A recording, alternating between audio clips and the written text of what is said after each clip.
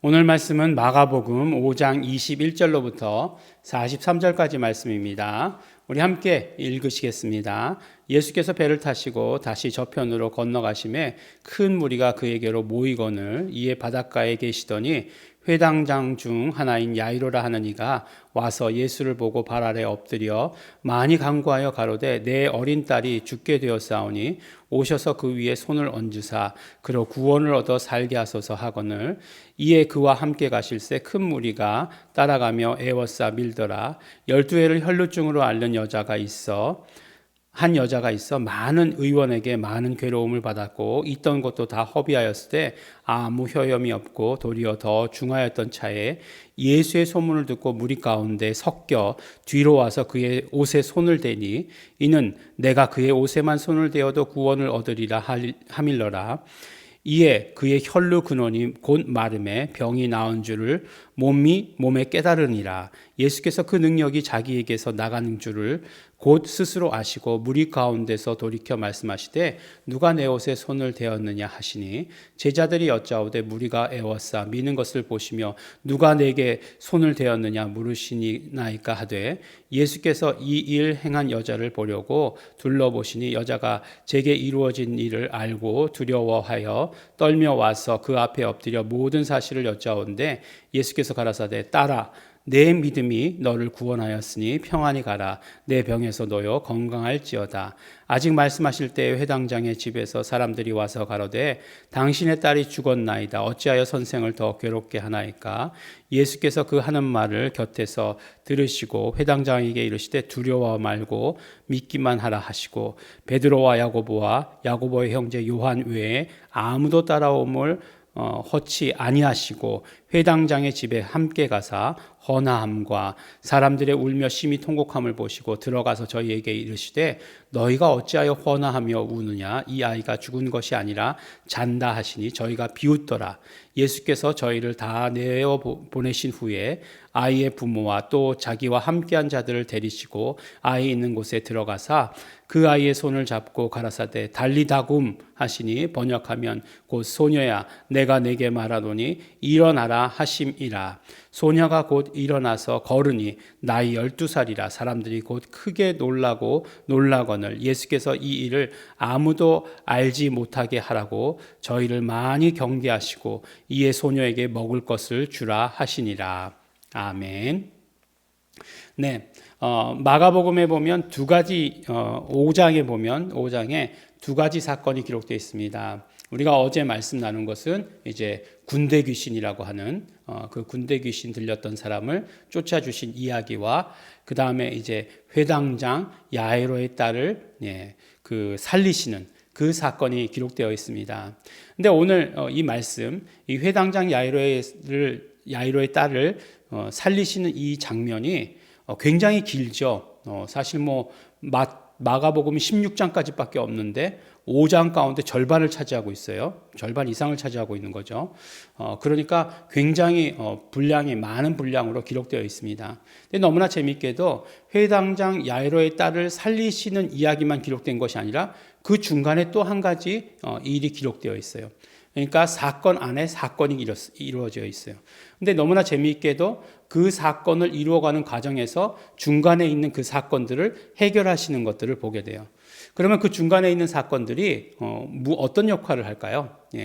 밖에 있는 그것을 둘러싸고 있는 사건에 대해서 어떠할 것이다라고 하는 것을 암시하는 그런 역할을 할 수 있겠죠. 이게 무슨 말씀이냐면 이제 야이로라고 하는 사람이 회당장이에요. 회당이라고 하는 곳이 여러 군데 있었겠죠. 오늘 말씀을 보니까 배를 타시고 다시 저편으로 건너가셨다라고 얘기하는 것은 거라사인 지방에 있다가 이제 갈릴리 호수가 이렇게 있으면 이쪽 지역에 있다가 다시 배를 타고 가버나움으로 가셨겠죠. 그런 곳으로 가셨다라고 하는 것이에요. 근데 회당장 중 하나인 야이로라고 하는 사람이 그 딸이 이제 아파서 이제 죽게 된 거죠. 이제 그때 당시에는 의술이라는 거 하는 것이 이게 어떤 병인지 무엇 때문인지 이렇게 앓고 있는지 정확하게 이제 알 수 없으니까 이제 좀 죽어가는 수밖에 없는 거죠. 아이들 많이 죽었잖아요. 지금은 웬만하면 사람들이 죽지 않지만 많이 죽었어요. 그러니까 이제 예수님께 달려와서 예수님께서는 치료하시는 능력이 있다라고 하는 사실을 이 사람은 믿었어요. 그렇기 때문에 손만 얹어 주십시오. 손을 얹으면 구원을 얻어 살게 하여 주시옵소서. 여기서 말하는 구원은 치료예요. 예. 구원 이꼬르 죄사함. 뭐 이거 이렇게 얘기하는 게 아니라 성경에서는 여러 가지로 구원을 말씀하고 있어요. 치료도 구원이에요. 근데 우리가 이제 죄 용서 받으면 어떻게 되죠? 죄 용서 받는 것, 그 구원이 이루어지면 그 밑에 모든 뭐 치료와 모든 어떤 위경에서 건져내는 것, 이런 것도 다 구원이잖아요. 그런 것들이 다 함께 이루어진다 이렇게 말씀하는 거죠. 그 구원이 모두가 이루어진다 이렇게 얘기하는 거예요. 어쨌든지 간에 이제 그 얘기는 또 딴 얘기고요. 네. 그래서 이제 구원을 얻을 수 있다, 치료받을 수 있다라고 하는 것을 확실히 믿었어요. 그래서 예수님께 나왔습니다. 그래서 이제 예수님을 모시고 가는 거예요. 예수님께서 그래, 함께 가자. 이제 내가 손을 얹어서 치료해 주마. 이렇게 가셨어요. 가시는 길이에요. 근데 중간에서 어떤 사건이 있죠? 12회를 혈루증을 앓는 한 여자가 있었다라고 이렇게 얘기해요. 근데 이 여자에 대해서 얘기하는데 많은 의원에게 많은 괴로움을 받았고 있던 것도 다 허비하였으니 아무 효험이 없고 더 중했던 차에라고 이렇게 얘기하고 있습니다. 그러니까 이건 어떤 그런 오래된 병자의 아주 전형적인 모습을 그려내고 있죠. 네. 어떻습니까? 그러니까 이제 병 치료하려고 여러 병원으로 다녔다는 거죠. 근데 여러 병원으로 다니면 어떻게 돼요? 이 병원에서 이제 가면 검사하자 그래가지고 처음 검사하잖아요. 근데 이 검사라는 게 뭐 이렇게 쭉 눈으로 보고 하는 거 아니잖아요. 피 뽑아야 되고 뭐 찍어야 되고 요새는 뭐 그 원통 안에 MRI도 찍어야 되고 뭐 집어넣고 뭐 다 찍고 하잖아요. 예, 그러면 사실 뭐 또 굶어야 됩니다. 그러면 괴로워요. 이 검사 받다 죽겠다 뭐 이런 얘기들을 많이 해요. 예. 근데 다른 병원 가면 어떻게 돼요? 그거 그냥 가져가면 될 것 같은데 또 다시 검사하자 그렇게 얘기하잖아요.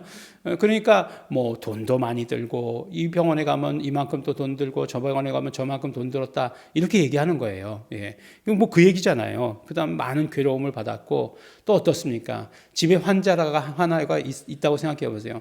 환자가 한 명이라도 있으면 집안이 우울해지는 거예요. 전부 다 그냥 그 환자의 그 분위기에 맞춰가는 거예요. 저는 그래서 사람 중에서 이렇게 그 상대하는 사람 중에서 정말 상대하고 싶지 않은 사람이 있는데 어떤 사람이냐면 자기의 그런 어떤 기분으로 사람을 끌어들이려고 하는 사람들이 있어요. 예. 내가 기분이 나쁘다, 내가 우울하다 그러면 모든 사람의 기분을 자기 기분으로 끌어들이려고 하는 사람이 있어요. 저는 굉장히 그런 것에 대해서 거부합니다. 예. 되게 화가 나요. 막 그냥 자기 기분이 나쁘면 나쁘지. 자기가 그냥 기분 나쁜 것에서 벗어나야지. 모든 사람을 자기의 어떤 기분 나쁜 것으로 끌어들이려고 하는 그런 거 굉장히 나쁜 거예요.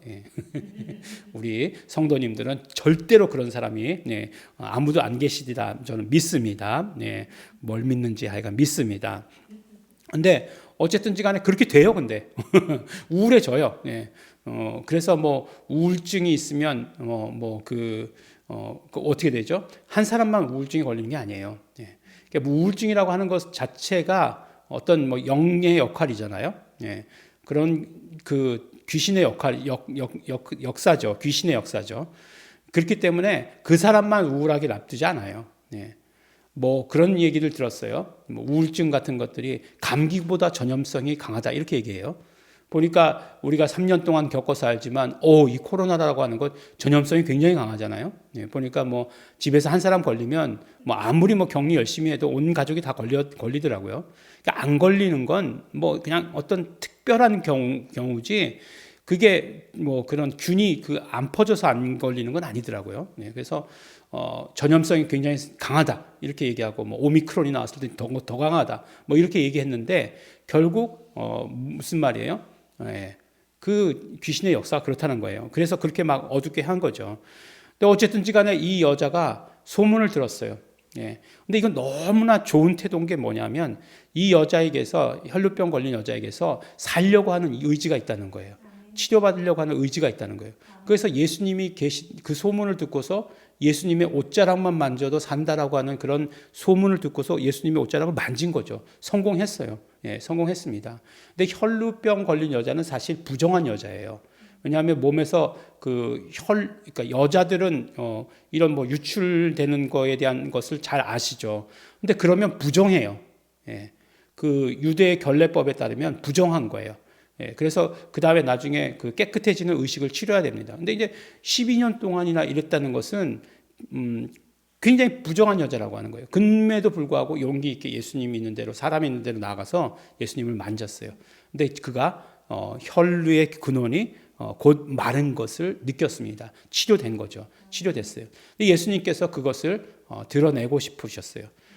누가 내 몸에 손을 댔느냐, 내 옷에 손을 댔느냐, 그 여인을 찾아내어서 혼내기 위해서가 아니라 그 여인에게 치료의 어떤 확증을 주고 싶으셨던 거겠죠. 예수님께서 물론 그 몸으로 다 경험했지만 확증해 주고 싶으셨어요. 그래서 뭐라고 말씀하시냐면 내 믿음이 너를 구원하였다. 내 믿음이 너를 치료하였다. 네가 그렇게 믿고 있었던 것. 그러니까 믿음이라고 하는 것은 결국은 열망이에요. 열망. 내가 낫고자 하는 열망, 치료되고자 하는 열망. 어떻게 해요? 나중에 우리가 히브리서를 통해서 말씀했지만 그거죠. 결국 예수님과 함께함으로 말미암아 그것이 모두 치료될 수 있다라고 하는 그런 열망. 예. 그래서 정말 그런 때가 있었어요. 어렸을 때에 이제 청년 때죠. 청년 때에 몸이 건강하지만 그래도 아플 때가 있잖아요. 그래도 아파도 나는 정말 나는 교회만 나가면 살 수 있어. 치료될 수 있어. 깨끗해질 거야. 라고 하는 그런 생각이 있었어요. 막연한 믿음인 것 같지만 그러나 정말 예수님의 임재, 하나님의 함께하심 그 가운데서 나는 치료받는다라고 하는 그런 열망, 이게 믿음인 거예요. 예. 그게 살고자 하는 그 열망, 그것이 믿음이에요. 열정, 이것이 믿음이에요. 그래서 너의 믿음이 너를 치료하였다. 네가 구원받게 되었다라고 이렇게 말씀을 합니다. 근데 재미있게도 이 말씀을 하시는 와중에 이 야이로의 집에서 사람이 와요. 사람이 오는데 더 이상 예수님을 괴롭게 하지 마십시오. 왜? 야이로가 딸이 이미 죽었습니다. 이렇게 얘기합니다. 딸이 죽었으니까 더 이상 괴롭게 하지 마십시오. 이렇게 얘기하는 거예요. 근데 예수님께서 뭐라고 얘기하시죠? 두려워 말고 믿기만 하라라고 이렇게 얘기하세요. 그리고 가시던 길을 계속 가십니다. 두려워 말고 믿기만 하라. 그래서 이제 다 데리고 가시는 것도 아니고 베드로와 야고보와 요한만 이렇게 데리고 가시죠. 그리고 나서 이제 장례 준비하는 거죠. 막 울고 불고 죽었다고 이제 난리치고 하는데 예수님께서 죽은 것이 아니라 잔다 이렇게 말씀하십니다. 그리고 와서 이제 들어가셔가지고 아무도 못 들어오게 하시고 그러니까 그 제자들만 데리시고 부모만 데리시고 들어가셔가지고 달리다굼 이렇게 얘기합니다. 달리다굼.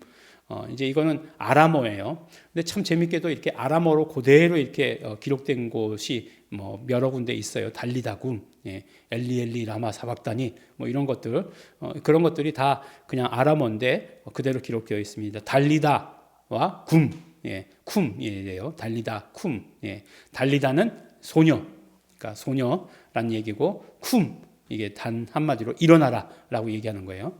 근데 이제 번역하면 곧 소녀야, 내가 내게 말하노니 일어나라.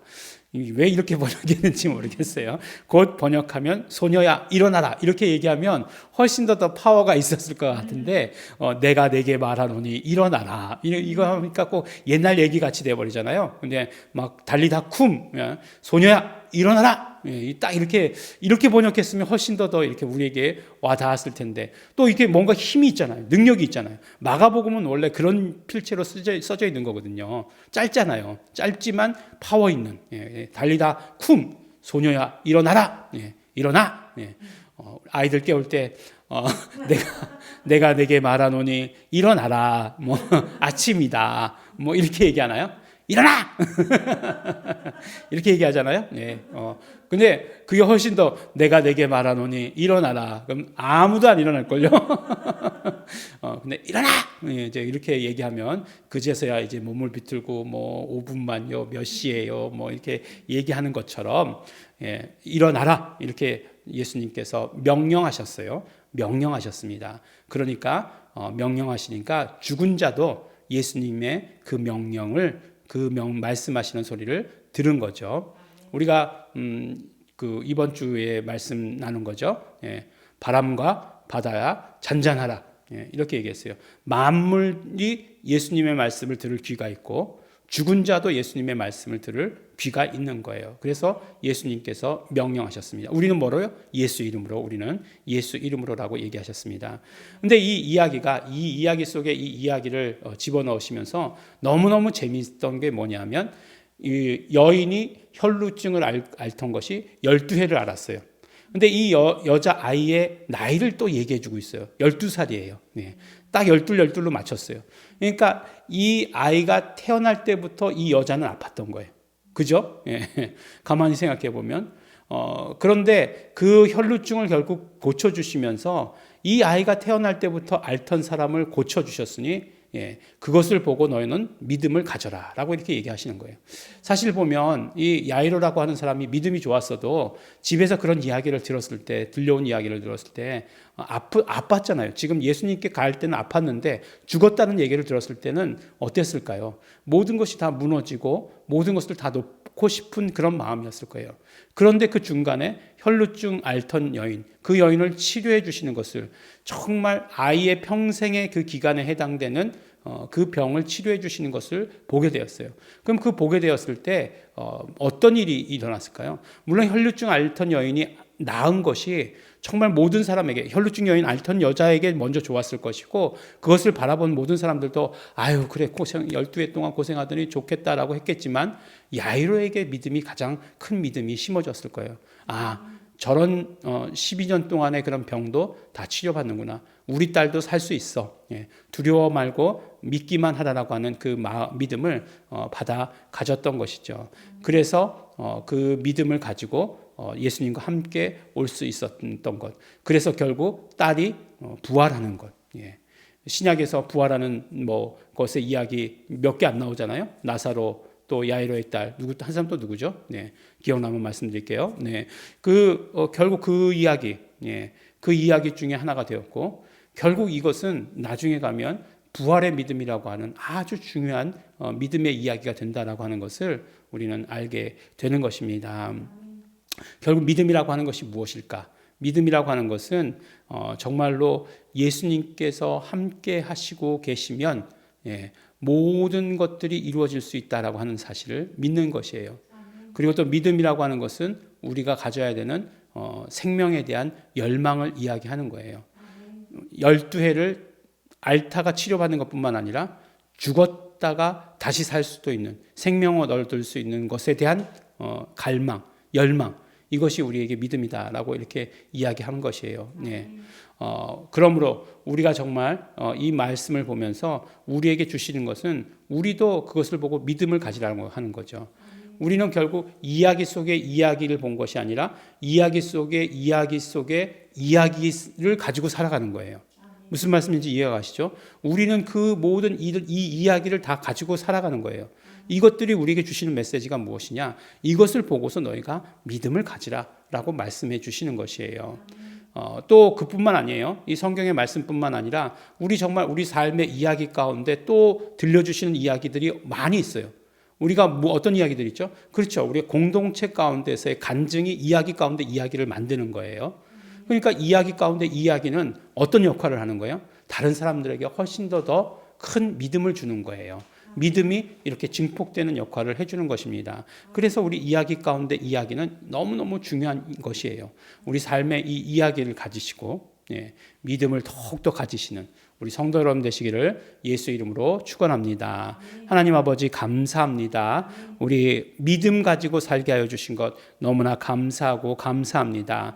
오늘 말씀으로 인하여서 우리 정말 더욱더 예수님으로 말미암아 살려고 하는 믿음이 풍성하게 하여 주신 것 감사하고 감사합니다. 하나님 아버지, 그러므로 우리가 아버지 하나님 영생하려고 하는 열망이, 그 믿음이 우리에게 차고 넘치게 하여 주시옵소서. 감사드립니다. 예수님 이름으로 기도드렸습니다. 아멘. 우리 오늘 믿음의 이야기를 들었습니다. 하나님 아버지, 우리 정말 더욱더 믿음 있는 사람 되기를 원하고, 믿음의 이야기 가운데 우리의 믿음이 더욱더 풍성해지기를 원합니다. 또 그뿐만 아니라 나의 믿음의 이야기가 다른 사람의 믿음도 풍성하게 될 수 있도록 되기를 원합니다. 성령님, 나를 사용하여 주시옵소서. 우리 다 같이 통성으로 기도하시겠습니다.